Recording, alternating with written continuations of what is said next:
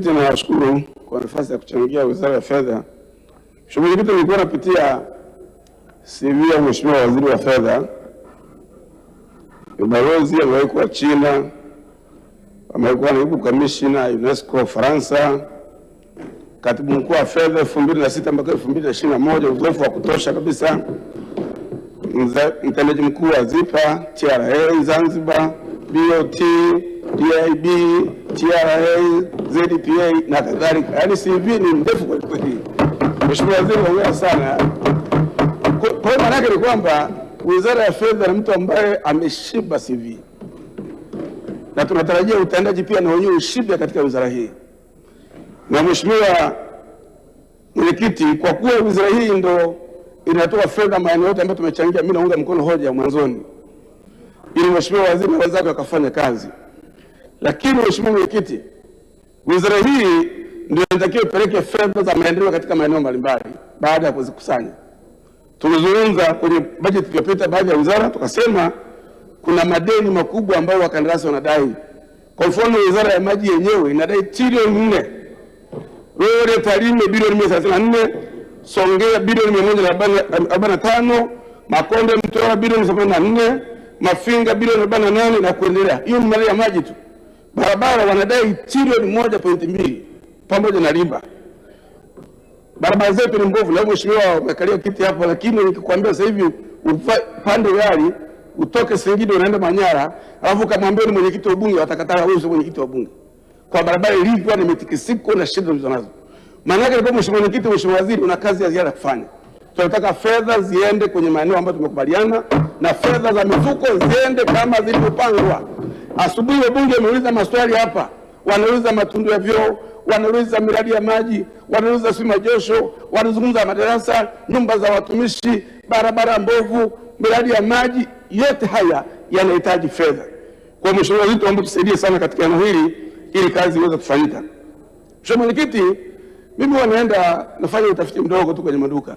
Kuna baadhi ya maduka ukienda mengi katika nchi hii, unaulizwa ukishanunua, hivi nikupe risiti au nikupe risiti? Anakupa risiti au anakuuliza nikupe yenye VAT au sio na VAT? Maana yake hii ni mianya, Mheshimiwa Mwenyekiti, ambayo inapoteza fedha nyingi sana. Walipa kodi ambao wanastahili kulipa ni wengi, wanaolipa ni wachache. Nimeuliza wakasema kumbe nataka wafanyabiashara wasajili VAT risiti ili walipe. Kwa nini mfumo usifanyike? Watu walipe kodi ambao wanastahili ili tupate fedha za maendeleo katika maeneo mbalimbali. Mheshimiwa Mwenyekiti, nimesikia, sina uhakika, kwamba kuna tozo nataka kuletwa hapa ya kutoa msamaha kidogo kwa mafuta kutoka nje.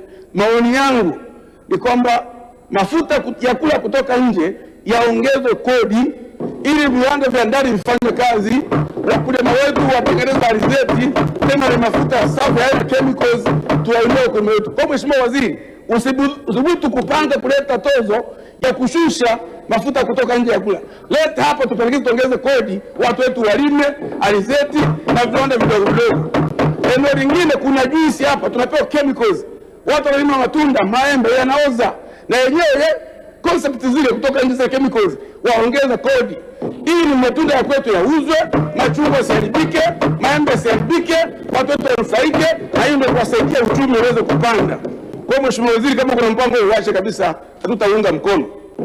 Umetoa taarifa yako, umesema kusimamia matumizi ya fedha na nidhamu ya fedha za umma. Mheshimiwa Mwenyekiti na Mheshimiwa Waziri na Mheshimiwa Waziri Mkuu, kwanza hongera, nilikuwa Singida. Mheshimiwa Waziri Mkuu, klipu imetembea mtaani inaonyesha kwamba kuna watu wawili Singida Manyoni wamegawana fedha milioni 500. Kule majimboni kwetu kuna wananchi ambao leo ameenda hospitali amekosa dawa kwa sababu hana pesa. Lakini kuna watu walio Tanzania kutoka halmashauri wamegawana milioni 500. Mheshimiwa Mwenyekiti na Mheshimiwa Waziri Mkuu, katika eneo ambalo mnapaswa kusimama kwa kweli ni matumizi ya fedha za umma. Matumizi na hizi taarifa za nani ameiba, nani amekula mabilioni, ripoti ya CAG. Hiyo ndo kazi ambayo bunge hili na Watanzania na serikali wanapaswa kufanya. Pesa tukikubaliana kwamba inalipwa kodi, iende tulipokubaliana. Na Mheshimiwa Balozi, huyu ulikuwa China.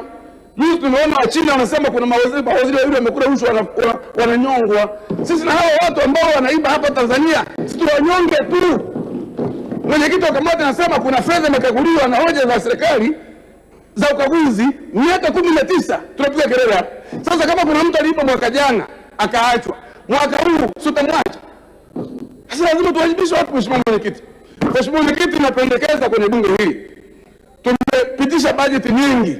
Kila tukipitisha hapa, kwa mfano kwenye mafungu yote kwenye wizara hatukutenga fedha ya rushwa, lakini kwenye ripoti kuna mtu amekula rushwa mahali. Hatukutenga fedha ya anasa, kuna mahali watu wamekula fedha ya wananchi. Mheshimiwa Bunge, situkubaliane kwamba tukitenga fedha. South Africa wameunda kamati ya kufuatia maazimio ya bunge. Wakishapitisha baada ya miezi 6, lazima serikali ije hapa ituambie nani aliiba na yuko wapi, alipewa adhabu gani. Hawa waliopo serikali wataogopa. Lakini kama kuna mtu amepewa ofisi ya umma, asimamie mapato ya serikali, asimamie mradi ukae miaka 10, umekaa miezi 3, sisi tunatenga fedha? Hapana. Tutenge utaratibu, tuinde kamati ya bunge, akisema maazimio hapa, kamati ile baada ya miezi 6 atuambie, atajwa mtu kwa jina bila kuangalia sura yake. Ndio taokoa fedha za umma na bunge hili litaheshimika na serikali itaheshimika. Watanzania wanataka maendeleo, wanataka kulipa kodi. Lakini kama watalipa kodi ambayo watu wanagawana mtaani, alafu mtu ana VX, mtu anamiliki majumba hapa lakini biashara yake haijulikani, anakula mkanda nje, haijulikani anafanya kazi gani. Mheshimiwa Mwenyekiti, tulete nidhamu ya Watanzania. Balozi ulikuwa China, tunyonge watu, mnaogopa nini? Hawa wanaua watu kwa nyuma madawa, wanaua watu kwa pressure, watu wamefisua jumba zao kwenye mikopo ya makandarasi, hawajalipa. Kuna Mtanzania kwanza amesoma kwa hela zetu, alafu kapewa heshima na Mheshimiwa Rais au chombo kingine, alafu ni mwizi, si tumchekee? Tunyonge watu, wabunge, tunyonge hawa watu, wanyonge ili tuweke nidhamu ya fedha serikali.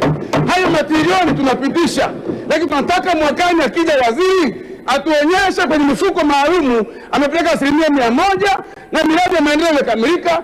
Watanzania watashukuru sana, watapiga makofi. Kwa maana hayo, naunga mkono hoja, tunyonge watu ambao ni wezi wa nchi hii ili tuweze kuheshimiana. Asante Mwenyekiti.